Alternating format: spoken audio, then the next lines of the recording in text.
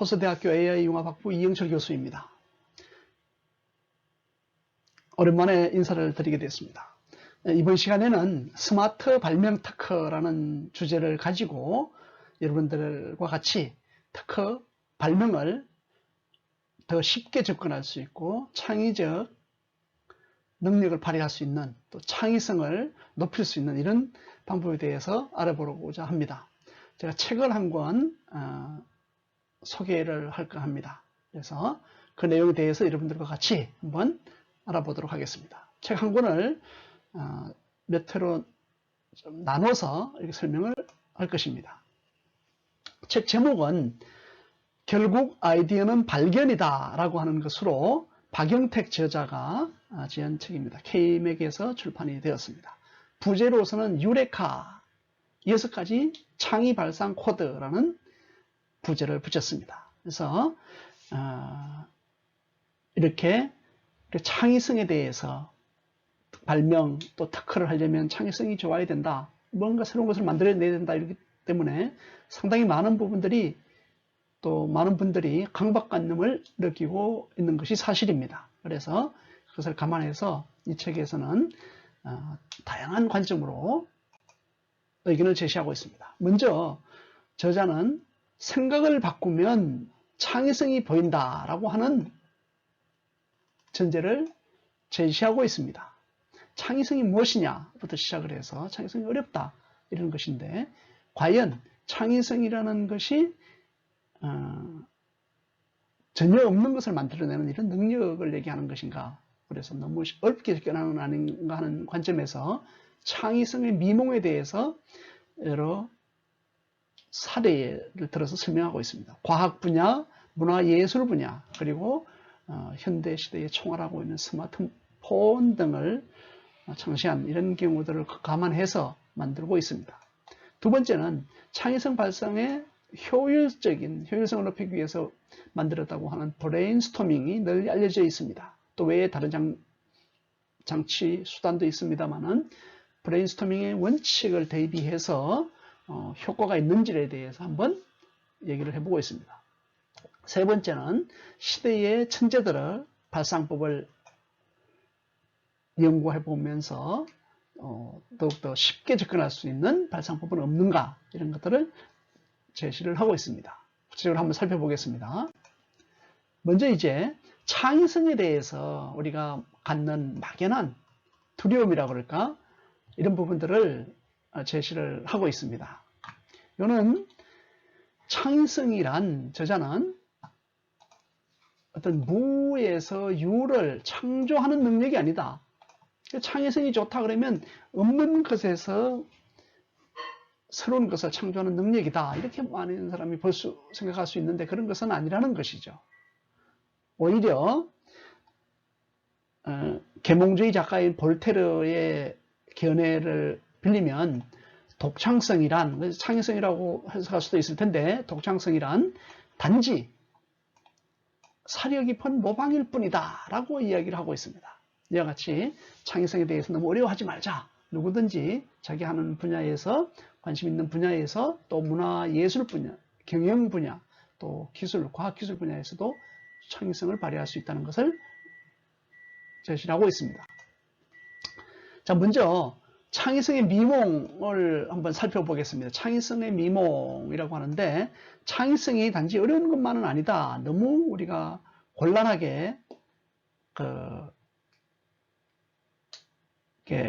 이 접근부터 어렵게 하는 그런 인식은 아니라는 것이죠. 우리 천재라고 하는 알버트 아인슈타인의 경우는 창의성의 비밀은 그 출처를 숨기는 것이다 라고 얘기를 하고 있습니다. 그래서 이렇게 내성적인 성격이라든지 이런 거에 관계없이 창의성의 비밀은 오히려 그 출처를 숨기는 것이다. 누구도 알 수 없는 것이다. 진짜 창의성은 표시되지 않는다. 이렇게 볼 수 있는 것입니다. 그리고 위대한 예술가죠. 파블로 피카소는 심지어 이렇게 얘기를 했습니다. 훌륭한 예술가는 베끼고 위대한 예술가는 훔친다 라고까지 얘기를 했습니다.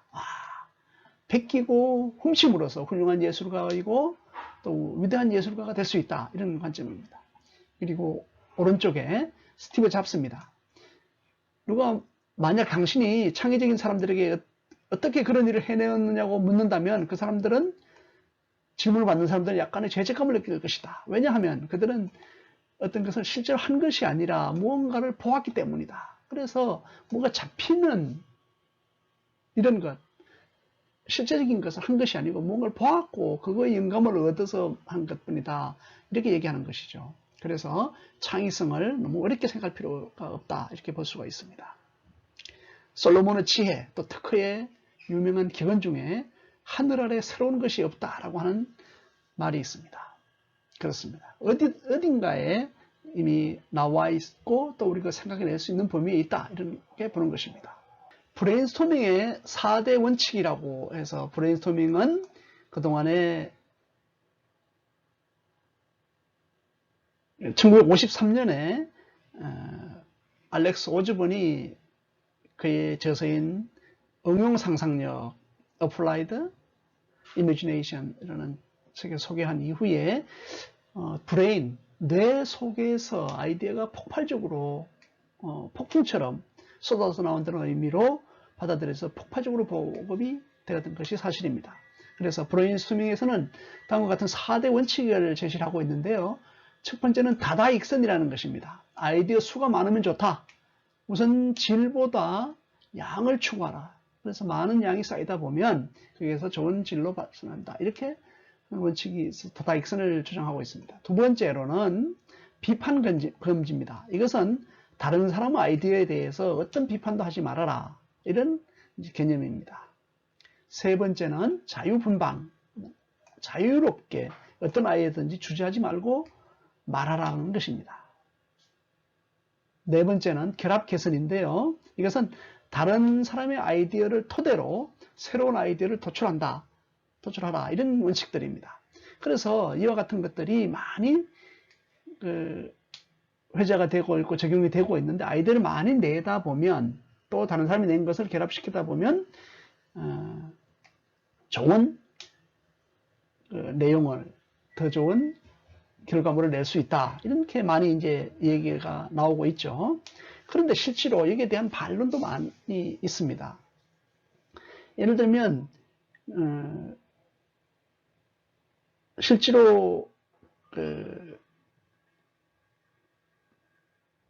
미국 미네소타주에서 광고 전문가들이 이제 한 거예요. 한 그룹은 브레인스토밍을 적용해서 상대방의 아이디어를 비판하지 말고 또 자유분방하고 또 결합을 해서 하라 이런 부분이 있고 또 한 그룹은 각자 아이디어를 내 가지고 개별적으로 아이디어를 내서 결과물을 내보라 할 경우에 개별적으로 아이디어를 내고 한 팀들이 훨씬 좋은 결과를 나타냈다 이런 보고도 있습니다. 그래서 브레인스토밍이 반드시 효과적이지만은 않다. 이래서 그 효과가 없는 세 가지 이유를 들었는데 구체적으로 이런 것입니다. 첫 번째로는 원인이라는 것입니다. 예를 들면 그룹으로 팀 활동을 하게 되면 소홀히 하는 사람이 있을 수 있다는 것이죠. 어느 한 사람들이 이런 부분들이 결과물을 내자고 과제를 만들어내고자 할 때 무임승차하고자 하는 이런 사람이 있다는 것이죠. 그래서 결과적으로 효과적이지 못하다 이렇게 볼 수 있는 개념입니다. 두 번째는 평가에 대한 우려입니다. 브레인스토밍 4대 원칙 중에 비판 금지 또 자유분방 이런 부분들이 있는데 실제로 자기가 이야기를 하면서도 도대체 말도 안 되는 또 수준이 너무 낮은 그 어떤 그룹에 있어서 이런 경우가 있지 않겠습니까? 그러면 누가 얘기를 하지 않아도 위축되는 이런 부분들이 있고 반대로 누가 발표를 하는데 도저히 수준이 낮아서 같이 못하겠다 이런 생각을 할 수도 있는 경우가 많죠. 그렇기 때문에 막연하게 브레인스토밍에서 비판을 하지 말아라 자유분방히 하라고 가지고 충분히 창의성을 발휘할 수는 없다 이런 것입니다. 세 번째는 생산성을 저해야 한다는 관점입니다. 브레인스토밍은 누가 한 사람이 발표를 하게 되면 다른 사람들은 그걸 듣고 되는 것이죠. 그래서 아이디어라는 것이 어떤 정해진 시간에 나오는 것이 아니지 않습니까? 한 사람이 누가 발표를 하고 있는데 자기가 그 분야에 새로운 아이디어가 나왔거나 아주 정말로 기가 막힌 아이디어가 나왔는데도 비판, 참여를 제안을 받는 입장에서 보면 그 좋은 아이디어가 날아가 버리게 되고 또 아이디어 계속 전개하는데 순간적인 제한을 받기도 하는 것입니다. 그래서 생산성 저해, 이와 같이 브레인스토밍이 효과가 없는 이런 이유를 들고 있습니다. 상당히 공감되는 부분도 있다고 생각합니다. 여러분들도 어떻게 생각하는지 한번 고려를 해보시기 바랍니다. 자, 그리고 다음으로는 천재들의 발상법에 대해서 여러 가지 사례를 들면서 얘기를 하고 있습니다. 과연 우리의 각 분야의 성과를 낸 천재들은 어떤 발상을 했느냐 이러는데 창의적인 발상에도 패턴이 있다고 얘기를 합니다. 자, 저자는 여러 가지 껍질, 씨앗의 제거 방법을 다양하게 제시를 하고 있는데요. 피망의 씨앗 제거 방법입니다. 이 그림을 보면 피망은 이제 분리하기가 어려워서 속에 씨앗을 빼내고 이렇게 하는 것이 대단히 어려워서 수작업이 이루어졌고 또 자동화하기 어려운 이런 것이었습니다. 그런데 이런 탱크에 피망을 집어넣고 고압을 압력을 높여가게 되면 이제 압력이 꽉 차지 않겠습니까? 그런데 어느 순간 압력을 갑자기 딱 낮추게 됩니다. 압력을 높였다가 압력을 갑자기 확 떨어뜨리게 되면은 압력 차이가 있는 것이죠. 그러면은 내부에는 고압이 들어가 있고 고압 부분이 낮에 저압이 이렇게 되면 이 부분이 돌출이 된다는 것이죠. 분출이 됨으로써 C와 이런 부분들이 피망이 압력에 의해서 쪼그라든 상황에서 갑자기 압력을 낮추게 되면 씨앗이나 이런 부분들이 갑자기 모두 바깥으로 튀어나가게 된다는 것이죠. 이렇게 함으로써 씨앗을 제거하는 건데 이것이 1945년도에 특허를 받았습니다. 그리고 이제 도토리 껍질입니다. 도토리는 물에 불려서 이렇게 많이 씻어내기도 하고 하는데 도토리 껍질 제거는 이제 탱크에다가 물과 같이 이렇게 넣은 상황에서 압력을 또 가하게 되면 도토리의 탱크 속에서 압력이 쭉 들어 있습니다. 이 부분에서 갑자기 압력을 낮추게 되면은 이것도 압력을 좀 조절하는 것이죠. 그래서 갑자기 낮추게 되면은 껍질과 씨앗이 씨앗 내부에 있는 부분이 분출이 되어 가지고 껍질이 분리되는 이런 구성을 만들어낸다는 것이죠. 이것이 1945년에 특허를 받았습니다. 요거는 피망은 1950년입니다. 50년. 네. 그리고 해바라기 씨앗, 해바라기는 더 잘고 이렇게 하기 때문에 문제가 있었는데 이 부분도 마찬가지로 압력을 높였다가 갑자기 낮춰서 처리를 함으로써 노즐을 또 별도로 설치를 해가지고 껍질과 씨앗을 제거하는 이런 것들도 1950년에 특허를 받았습니다. 그러면 어떻게 전체에서 일부분을 분리할 수 있는가 이런 이제 문제가 있다고 했을 때 패턴이 있다는 것이죠. 서서히 압력을 높인 다음에 어느 순간 갑자기 압력을 낮춘다 이름으로써 제거할 수 있다는 패턴이 있다는 것입니다. 그래서 이와 같이 천재들의 발상법이 나타나고 있는데, 자, 그동안에 역사적으로 천재들의 발상법 중에서 유명한 트리즈라고 하는 툴이 있죠. 창의적 문제 해결 방법 이렇게 해서 러시아의 알트 슐러 박사가 이른바 40가지 발명 원리를 해서 이것은 이제 20만여 건의 특허를 조사를 하면서 핵심적인 아이디어를 내는 한 4만 건 정도의 발명 아이디어를 분석을 해보니까 어떤 원리가 있다는 거죠. 예를 들면 뭐 가감한다든지 또 어떤 기능을 바꾼다든지 차원을 달리 한다든지 뭐 회전을 시킨다든지 여러 가지 원리가 있는데 이 40가지 발명 원리를 정리해서 창의적인 발상법으로 많이 강조를 하고 있습니다. 그런데 이 40가지가 너무 복잡하고 많다.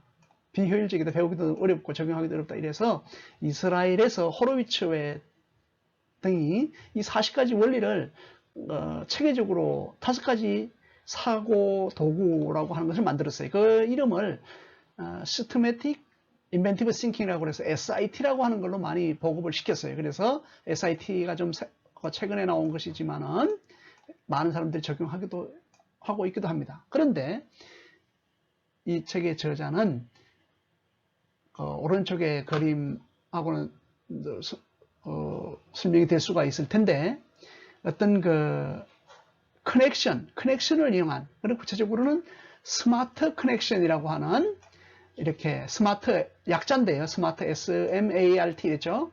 SMART, A, 그 다음 RT, 스마트, 5가지 약자, 그 다음에 커넥션, 이렇게 6가지로 하는 6가지 창의 발상법을 제안을 하고 있습니다. 상당히 괜찮은 방법이다 생각해서 소개를 하고자 합니다.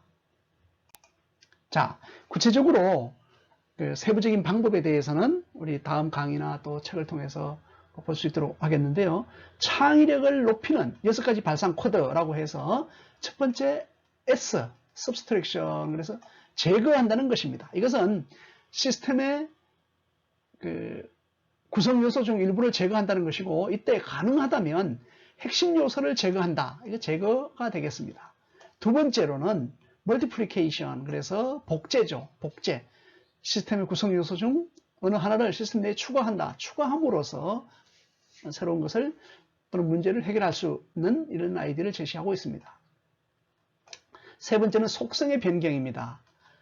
속성 변경은 외부 조건이나 경과 시간에 따라서 시스템의 내부 속성을 바꿈으로써 문제를 해결하고 효과적인 결과를 낸다는 이런 것입니다. 다음 네 번째는 리버설, 그래서 역전인데, 구체적으로는 시스템과 관련된 일부 요소들의 위치를 바꾼다, 순서를 바꾼다, 또 관계 등을 바꿈으로 해서 효과적인 결과를 낼 수 있다는 것입니다. 다섯 번째는 T, 스마트의 T, 용도 통합입니다. 이것은 시스템을 구성하는 요소 중 하나가 다른 역할까지 수행하는, 그래서 일품이역, 또 일석이조, 뭐 이렇게 다양하게 이해를 할 수가 있겠죠. 그런 부분들이 있습니다. 그 다음에 저자는 커넥션, 자, 연결입니다. 서로 관련이 없어 보이는 두 개의 요소를 연관시켜 새로운 시스템을 고안하는 것, 이런 것을 커넥션이라고 합니다. 우리가 스마트폰을 내 적용되는 이런 부분들, 창의성을 많이 얘기할 때 connecting the dots라고 하는, connecting the dots, 서로 전혀 상관이 없는 분야, 서로 관계없는 것을 연결을 한번 시켜봄으로써, 강제로 접목을 시키고 연결함으로써 새로운 의미 있는, 전혀 다른, 또 더 빠른 효과적인 이런 결과를 낼 수 있다는 것입니다. 이와 같이 우리 저자는 창의적 발상 코드 6가지 발상 코드를 나타내는데, 구체적으로 스마트죠. SM. S는 제거, M은 복제, A는 속성인데요. 속성을 변경하라. 그리고 R은 역전하라. 그죠? 위치, 순서, 관계 등을 바꿔보라. 그 다음에 T는 용도를 통합하라. 이런 개념입니다. 용도 통합. 그리고 스마트 커넥션. 이렇게 하는데, 외우기가 좋죠? 스마트 커넥션.